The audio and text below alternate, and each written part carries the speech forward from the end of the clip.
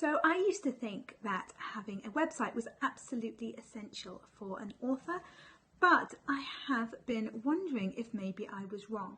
So I have asked a load of authors on Instagram and TikTok and over here on YouTube what their thoughts are on this topic, and here is what I discovered.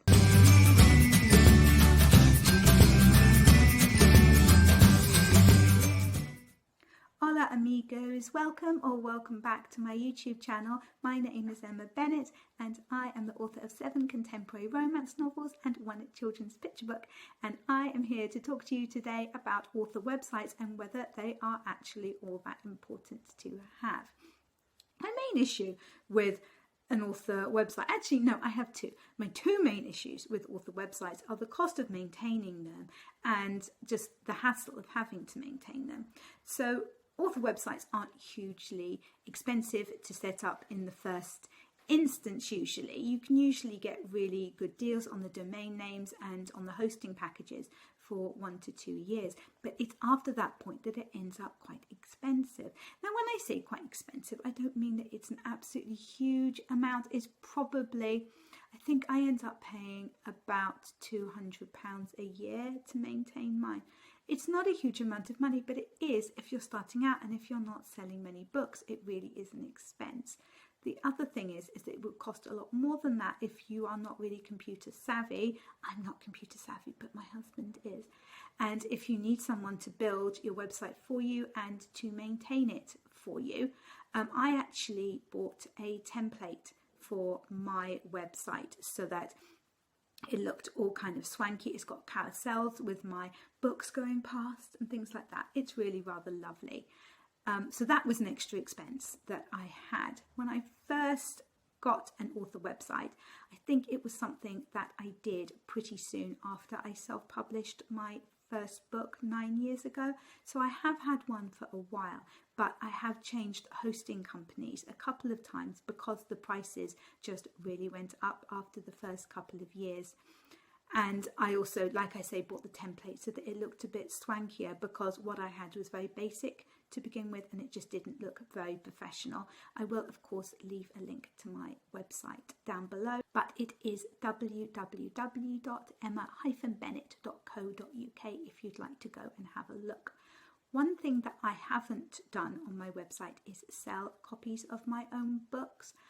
There are links to all my books on Amazon on there, of course. That's something that's very important to have, but that can be a source of income for some authors. I know especially fantasy authors in the US can do quite well from this. Bethany Atazada, who's on YouTube, she sells quite a lot of her books through her website. So that is something that you could bear in mind. That is a way to make some money back from the amount that you're spending on your website. But really, how important is an author website? Is it just an expense and a hassle, or is it something that it is still essential to have, even when we have all of these millions of social media profiles, which we all need to have and maintain nowadays? So I put a call out on TikTok and Instagram and here on YouTube to ask other authors what their views were on this topic, and the results were really interesting because people were so divided. So over on TikTok, romance author Kate Johnson, she said, got my notes down here, I have one, meaning a website, but haven't updated it in ages, so it's probably not that useful. I don't think it gets much traffic. Social media gets that.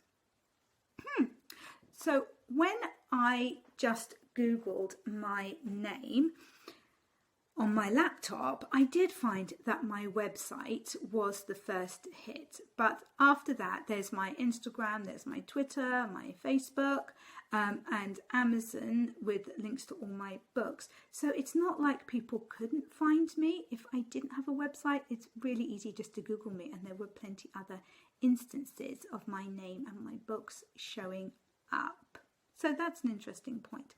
Alice McVie, also over on TikTok, she said, I know authors who sell massive amounts of books from their author websites, but she admits that while she's trying to do this, she hasn't actually succeeded yet in selling very many, and I think that really does depend on your genre, to be honest. Fantasy readers in particular seem to be extremely loyal to their authors and happy to pay for special editions and signed editions direct from the authors, but maybe readers of some other genres aren't. So then on Instagram, Anita Chapman had a point to make. Now, Anita Chapman is an author, but she is also a social media coach, and I actually attended a talk by her at the Romantic Novelists Association this year about being an author on Instagram, and it was really interesting. She really knows her stuff, and she says, I tell all my clients to have an author website. It's really important. So presumably she's in the know. Then over on YouTube, Michael W. Cook, author, says, I have an author website. I use it to generate a mailing list.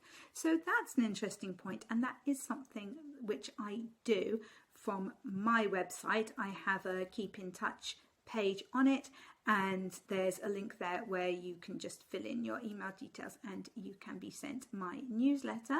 If anybody would like to do that, that would be absolutely lovely. I promise I won't send you millions of annoying emails or anything. It's really just a few times a year that I like to keep my readers up to date with what I've been doing and new releases, stuff like that.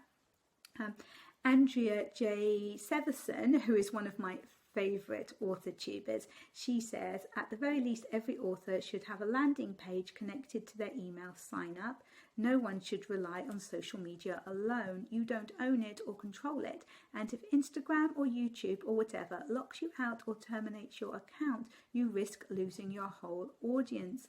I thought that was a really interesting point, because a website is something that you control and that you own, as long as you maintain it and everything like that. That's something that you have control over, whereas obviously you don't have control over the social media websites. So I thought that was actually a really good point and something that I hadn't considered before. SD Huston, who's another one of my favourite author tubers, she says, I think websites are important, but I wonder how important mine is when I can't even keep it updated. I'm afraid of breaking my website, but can't find a dependable designer. Yes, when all these updates come on your website, to the various widgets and things, and you don't know whether it's okay to click to do it automatically or whether that will crash your entire website. That is a complete nightmare. I absolutely agree with that. I guess the other thing is that your author website really doesn't need to be very complicated, as Andrea said. It can just be a very simple one-page affair with your links to your books wherever you sell them, and with your social media links and an email. So it doesn't have to be all singing, all dancing and cost you quite a lot of money. Haley Marshall writes, so she's got a channel on YouTube. She says they are pretty necessary to have and some are free, so it isn't like you need to spend a lot. Now, I know that you can get really good deals on hosting and on domain names, and a lot of it can be free to begin with, but it really isn't long term. So you do need to bear that in mind when you are thinking about the cost. While it might not cost you very much for the first couple of years, it definitely does get more expensive after that, from my experience anyway. And you can change providers, but that is an absolute pain in the bottom. Absolutely, to be honest, I probably won't do it again. I'll just suck it up and pay whatever they charge me, because I don't want to have to change again. One thing I really can't understand is when writers set themselves up with a website, go to all the trouble of setting it up and maintaining it, when they've only just started writing a book. So to me, there doesn't really seem to be much need for that. I would definitely wait until you have at least one book published before worrying about having a website. You know, focus on your writing. Don't focus on setting up a website before you actually have any writing to sell. A point which I have also heard is that a website can be the way that journalists and magazine editors and people like that get in touch with authors to be able to interview them. But again, I kind of feel that if they want to interview you, they can just find you on social media and get in touch with you. That I'm not sure that that's a very good reason to maintain a website necessarily. So basically, I am going to keep my website. I like it. I think it looks really pretty, and I think it is a nice place for people to visit to find out everything about me, and it does keep everything all in one place, so you can find all my social media links. You can find links to all my books, a little bit of about me, how to contact me, sign up to my newsletter. I also have a blog on there, which I'm afraid I'm not very good at maintaining, but I always swear that I am going to get better at maintaining it. My advice for new writers is wait until you have at least one book published before you take on the expense and also the stress of maintaining a website, and also keep it simple to begin with. There is absolutely no need to spend a fortune on your website and have something really complicated that does far more than you actually need. Keep it simple, keep it clean, just have the essentials on there that you need to have so that people can find out what they want about you, and that really should be all that you need. Well, thank you so much for joining me for this video today. I'm hoping to do another video on this topic, everything that you absolutely should have on your website and things that it would be nice to have on there if you have the time, inclination and the money potentially to put them on there. Don't forget, if you are an author tuber, I have a Facebook group. It's called Author Tubers Helping Author Tubers. It's a really lovely little community. The link is down in the description below, and we would love to have you come and join. Thank you so much for watching this video. If you enjoyed it, please consider subscribing if you haven't already. Like, comment, boop that notification bell, and I will see you in the next one.